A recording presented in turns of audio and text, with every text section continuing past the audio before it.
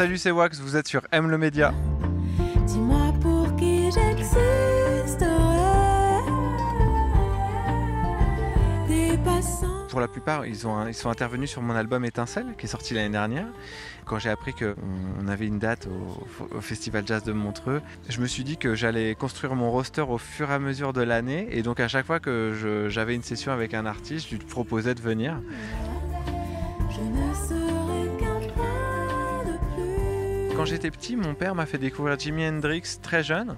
Et je l'ai découvert avec All Along the Watchtower, qui est un morceau donc, de Bob Dylan, qui est une reprise. J'écoutais énormément d'artistes pensant que c'était leur chanson qu'ils chantaient, or c'était pas du tout leur chanson. Et en fait, je me suis rendu compte très très rapidement que j'aimais cet exercice de réécriture.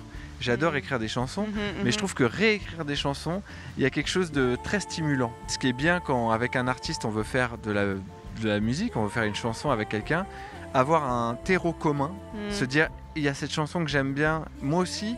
Bah, tout de suite ça nous projette tous les deux sur une zone de confort et donc on peut créer ensemble et ça j'adore. Est-ce qu'il y a un genre musical que tu n'as pas encore essayé et qui t'intéresserait un petit peu de la bossa nova, je sais pas? C'est une très très bonne question. Moi j'ai une passion pour le flamenco et c'est extrêmement dur à jouer. À chaque fois que je vais avec des spectacles de flamenco, je ne comprends absolument pas ce que les guitaristes jouent. Et j'ai l'impression que c'est comme si c'était un art millénaire, tu sais, où il faut être né dedans pour comprendre. J'ai aucune clé de compréhension. Donc d'un côté, j'ai envie d'en jouer, d'un côté, j'adore écouter de la musique que je ne comprends pas. Donc, mais ouais, ça fait partie des styles musicaux que j'aimerais bien, en tout cas, un jour peut-être approcher. Est-ce que tu manges musique, tu bois musique, tu dors musique ou fais-tu d'autres choses? Bah, par exemple, j'ai une émission toutes les semaines sur RTL2, donc effectivement, toutes les semaines, je poste une petite vidéo de notre reprise qu'on a fait avec mon invité. J'ai une émission qui s'appelle Fanzine aussi sur YouTube, et donc de temps en temps, et même à chaque fois qu'il y a une émission qui sort, je poste quelque chose.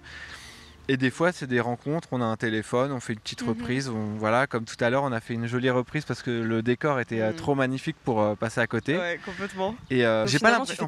En fait, ouais, c'est ma vie, elle est comme ça. C'est que il y a des gens qui m'invitent aussi à faire les concerts avec eux, qui m'ont invité à jouer à leur Bercy. Donc du coup, ça a été filmé. Donc du coup, je reposte en story de temps en temps aussi. Après, oui, je travaille avec des artistes justement. On s'enferme un petit peu et il y a peut-être des choses qui vont arriver. Là, j'ai pas eu le temps de produire des albums ces quelques dernières années, mais ça va revenir très vite. Et pour te regarder, si tu n'existais pas.